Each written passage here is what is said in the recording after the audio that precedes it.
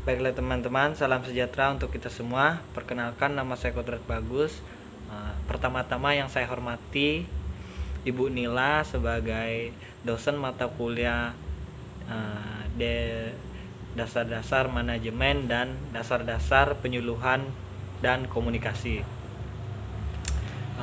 Dalam kesempatan ini saya akan memberikan hasil telah saya terhadap sebuah jurnal yang berkaitan dengan penyuluhan pertanian. Judulnya yaitu Pemberdayaan Pertanian Paradigma Baru Penyuluhan Pertanian di Indonesia. Baiklah teman-teman, saya akan mulai. Ini jurnal penyuluhan. Nah, bersangkutan dengan jurnal penyuluhan pertanian. Nah, ini dia. Pemberdayaan pertanian. Paradigma baru penyuluhan pertanian di Indonesia. Dewi Sandono. Pendahuluan. Dalam pendahuluan ini saya telah melihat bahwa paradigma baru penyuluhan pertanian di Indonesia ini kita memasuki era revolusi di mana semua akan dilakukan dengan mudah dengan alat-alat canggih. Nah, termasuk di pertanian, sektor pertanian ini. Dikarenakan sektor pertanian sangat penting bagi negara Indonesia karena memicu ke perekonomian di negara Indonesia. Jadi sangat diperlukan. Ini pendahuluannya. Dan penyuluhan pertanian adalah salah satu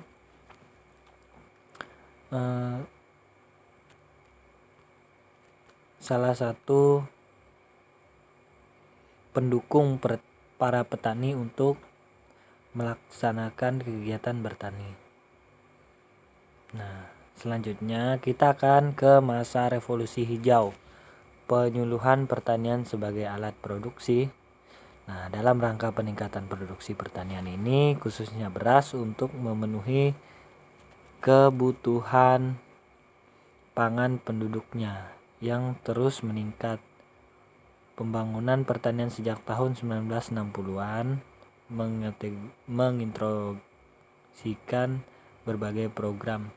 Nah, di masa revolusi hijau, penyuluhan produksi. Sejak dulu penyuluhan sudah dilaksanakan. Nah, sampai sekarang tetap dilaksanakan untuk meningkatkan kemajuan hasil produksi dari para petani. Nah, ini dia dampak yang ditimbulkan dari paradigma konvensi tersebut. Yang pertama, menurun kreativitas dan kearifan lembaga-lembaga lokal tidak berkembang, bahkan banyak yang hilang. Program pembangunan agribisnis, program pembangunan statistik. Maksud dari ini semua ini adalah dampak yang ditimbulkan dari paradigma konvensional tersebut.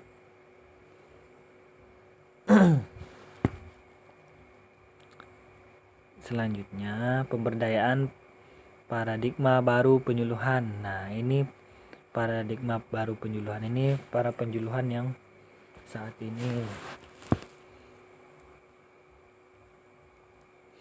Nah, mari kita lanjutkan ke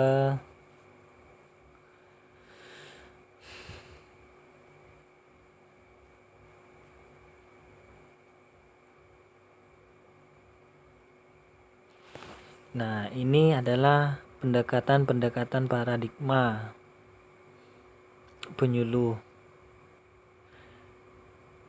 yang telah dilaksanakan. Yang pertama adalah Framer First. Ini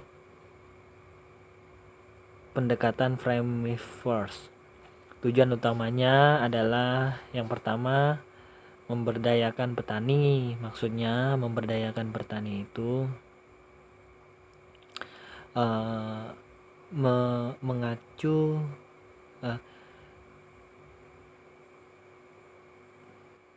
membuat perhatian para petani ke para penyuluh. Petani diferensiasi oleh pihak luar dalam menganalisis kebutuhan dan prioritas.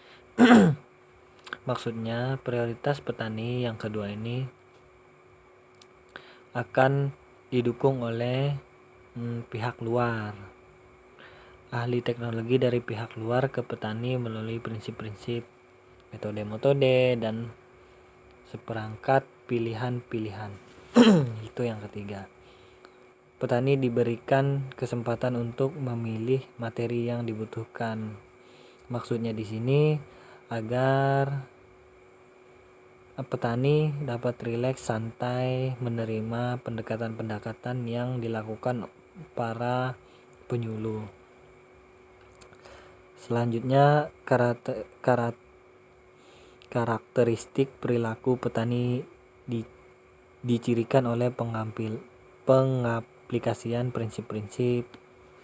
Nah, pendekatan ini dilakukan oleh para penyuluh agar mereka dapat mengetahui karakteristik para petani, sukanya yang mana, bagaimana. Nah, selanjutnya hasil utama yang ingin dicapai oleh pihak luar adalah petani mampu meningkatkan kemampuan adaptasinya serta memberikan pilihan-pilihan yang lebih luas. Maksudnya di sini pihak luar adalah penyuluh. Jika sudah penyuluh mendekati para petani, para pihak luar ini akan memberikan pilihan, memberikan kontribusi peralatan bagi mereka. Selanjutnya yang ketujuh, karakteristik model penyuluhan. Nah, karakteristik model penyuluhan ini utamanya yaitu dari petani ke petani. Nah, jika penyuluh sudah menyampaikan kepada petani yang misalnya ada kelompok petani yang pertama, nah petani yang ada di sekitar petani itu akan memberitahukannya kepada petani lainnya. Agen penyuluhan berperan sebagai fasilitator dan pencari serta memberikan pilihan. Fasilitator maksudnya di sini adalah penyuluh dapat memfasilitasi mereka dalam kegiatan atau proses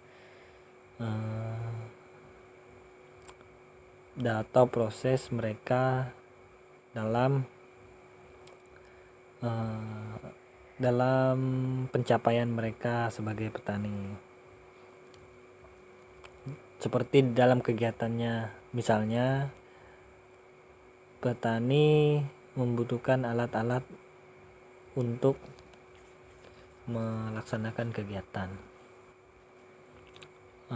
Penyuluh dapat memfasilitasi mereka, dan apa kendala mereka, penyuluh dapat mencari solusinya dan memberikan pilihan.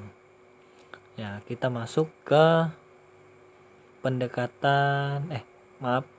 kita masuk ke menyuluh bukannya mengubah cara bertani, melainkan mengubah petani melalui 6 dimensi belajar, learning.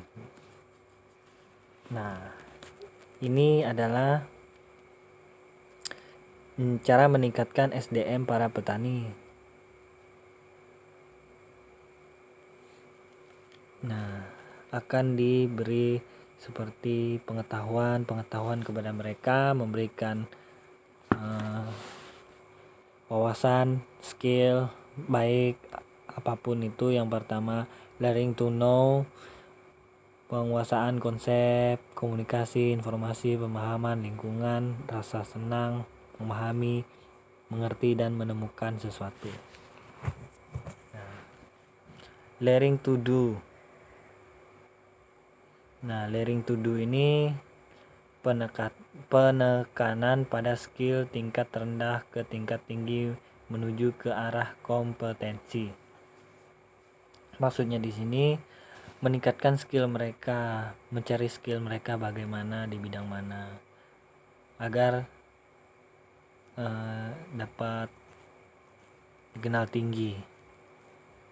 Nah, selanjutnya kita ke learning to life dokter.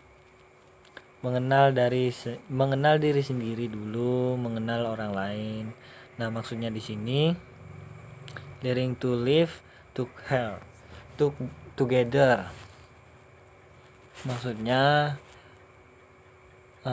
mereka mengenal diri mereka dulu, mereka kemampuannya seperti apa, maka mereka akan mengaplikasikan diri mereka di bidang mana. Mengenal orang lain, nah mereka dapat mengajak orang lain bagaimana mereka setelah mereka mengetahui orang lain tersebut, mereka dapat mengajak mereka bekerja sama. Learning to be, memecahkan masalah sendiri, mengambil keputusan. Dan selanjutnya itu adalah tingkat kedisiplinan mereka, seperti ada pendirian seorang petani, mengambil resiko, bertanggung jawab. Nah, yang kelima learning scuti, mengembangkan diri secara utuh terus menerus. Maksudnya di sini mereka tidak bosan melihat kemampuan mereka, tetapi mereka akan bekerja keras untuk mencapai tujuan mereka. Learning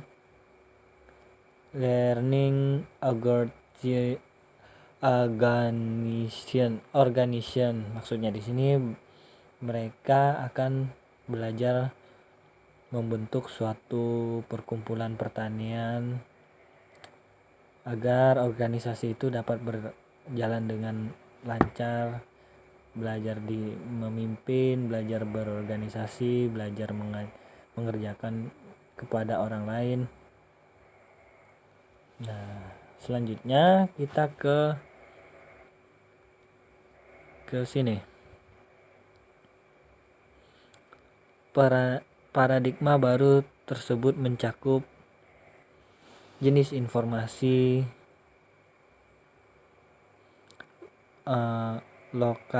lokalitas, berorientasi.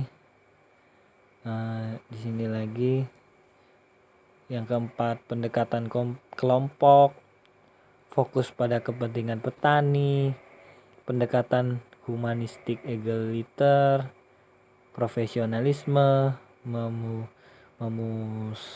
memusatkan petani. Nah, maksud dari kesembilan paradigma baru ini adalah mereka para penyuluh ini dapat memilih informasi yang tepat bagi para petani. Mereka dapat lokalitas, maksudnya ini lokalitas mereka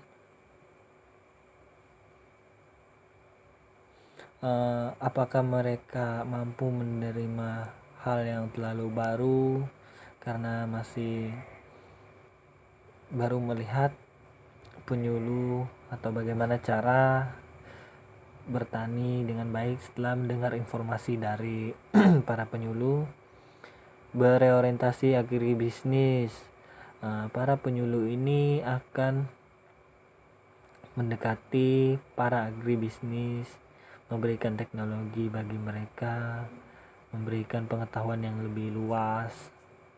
Yang keempat, pendekatan kelompok, mereka akan mendekati para kelompok petani itu dengan cara mengayomi kelompok-kelompok tani, memberikan informasi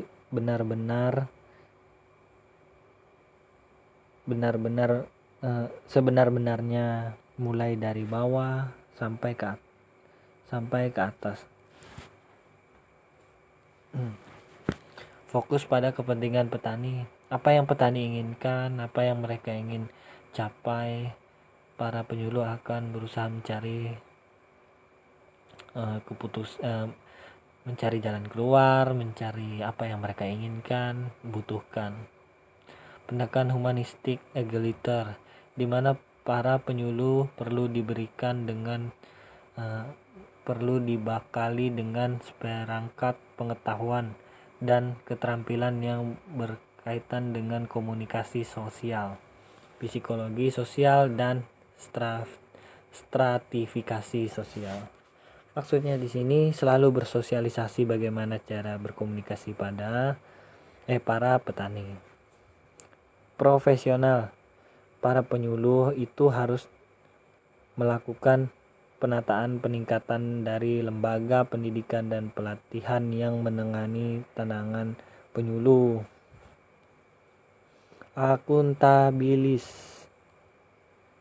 Akuntabilitas maksudnya, yaitu perlu diciptakan sistem evaluasi akuntabilitas yang dapat diprosesikan secara tepat dan akurat. Memuaskan para petani, di mana pendidikan, pelatihan, dan keteladanan yang tepat dapat menghasilkan tenaga-tenaga penyuluh yang mampu menyuluh dengan sepenuh hati. Maksudnya di sini para penyuluh harus selalu ikhlas, memuaskan para petani, bagaimana mendekati mereka dengan baik. Selanjutnya kita masuk ke ciri yang ciri yang dikembangkan dalam proses melatih dalam sekolah lapangan PHT adalah sebagai berikut.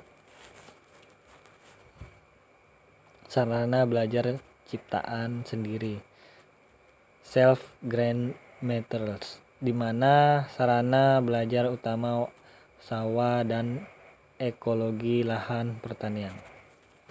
Maksudnya di sini sarana-sarana yang tempat belajar mereka. Lalu belajar lewat pengalaman mereka yang terdahulu sampai pengalaman berkelanjutan mereka. Mereka itu maksudnya si petani, dan belajar pengalaman dari para penyuluh juga. Peran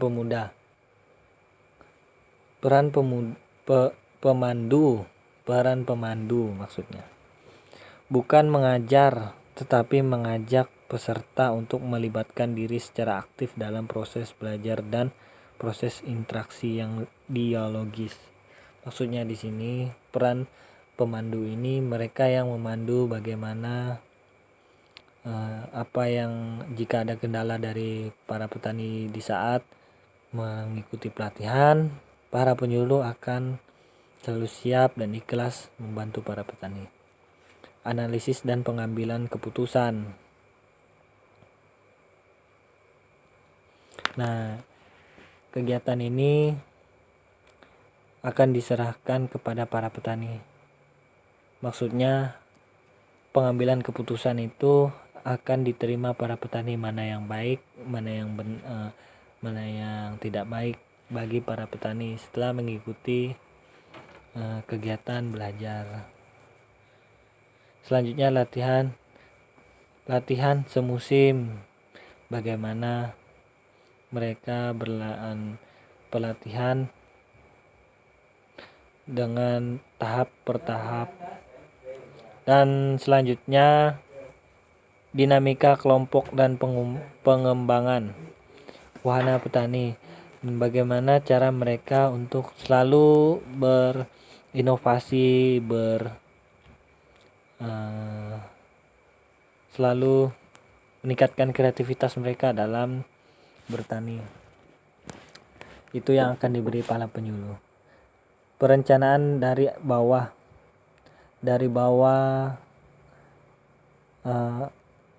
para penyuluh akan selalu menemani dan mengayomi para petani mulai dari bawah sampai ke atas. Selanjutnya, kurikulum yang rinci dan terpadu. Nah, di sini para penyuluh akan benar-benar memberikan prinsip-prinsip PHT yang bagaimana mereka dapat mengetahuinya dengan kompak antar materi yang satu dengan yang lainnya secara utuh. Itulah maksud terperinci ini. Selanjutnya, asas-asas yang dilaksanakan dalam SLUB menurut BPLP 1993 adalah sebagai berikut. Kementerian Antar Petani, Nelayan, dan petugas pemandu pembimbing. Pengalaman nyata, kebersamaan, partisipasi, keswadayaan, kesinambungan, manfaat, kesesuaian, lokalitas, keterampilan, keterpaduan. Nah, maksud dari ke-10 asas-asas ini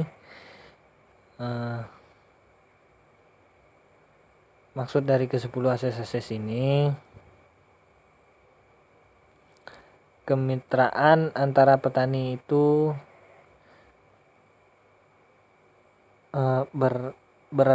berarti petugas dan penyuluh pertanian tidak menganggap petani nelayan sebagai murid, tetapi sebagai mitra kerjanya. Maksudnya di sini para penyuluh itu bukan menganggap para petani nelayan itu seperti murid-murid yang harus diajar, tetapi rekan kerja mereka.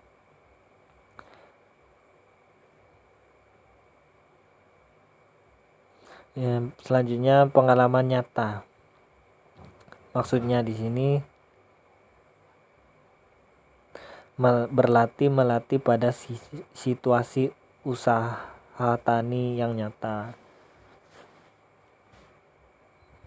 Mereka belajar bersama-sama dan mengungkapkan pengalaman mereka secara nyata dan langsung. Kebersamaan di sini maksudnya antar kelompok tani maupun kelompok agribisnisnya. Mereka selalu berkaitan. Mereka selalu bersama.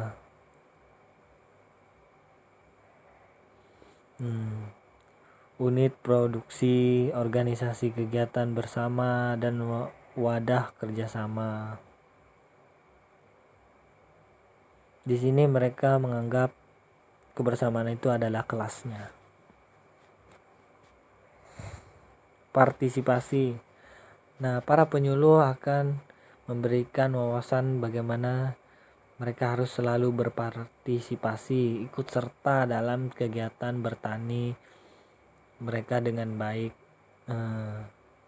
memberikan mereka pengertian yang cukup luas. Selanjutnya, keswadayaan, yang berarti berupaya memanfaatkan swadaya petani nelayan secara optimal sebagai wirausahawan. Keswadayaan ini para penyuluh akan benar-benar menunjukkan bahwa para petani dapat mensejahterakan keluarga-keluarga mereka. Manfaat, yang berarti materi dikenal adalah sesuai dengan kebutuhan. Apa yang telah disampaikan para penyuluh itu benar-benar suatu kebutuhan para petani agar pekerjaan mereka lebih optimal, lebih mudah, dan lebih efisien. Kesesuaian, para penyuluh memberikan pengetahuan cara bertani yang baik sesuai dengan apa yang mereka butuhkan. Lokalitas yang berarti materi diklat bersifat spesifik lokalitas, yaitu sesuai dengan potensi wilayah. Nah, lokalitas maksudnya di sini apa? Bagaimana sosial mereka, bagaimana potensi wilayah mereka, ekonomi mereka, masyarakat mereka bagaimana. Nah, para penyuluh harus selalu terpadu dalam di situ. Keterpaduan yang berarti adanya kekompakan antara materi yang satu dengan yang lain secara utuh. Nah, baiklah. Dan ini penutupnya. Penutupnya di sini maksudnya di sini adalah pada Orde Baru pembangunan pertanian yang dikenal dengan revolusi hijau telah dimanfaatkan oleh kepentingan pemerintah. Nah, dalam kepentingan pemerintah ini rupanya revolusi hijau sangat diperlukan karena dapat membantu perekonomian dan sistem perekonomian di suatu negara, khususnya di Indonesia. Oleh karena itu diperlukan perubahan paradigma dari paradigma yang lama yang lebih menekan pada ahli teknologi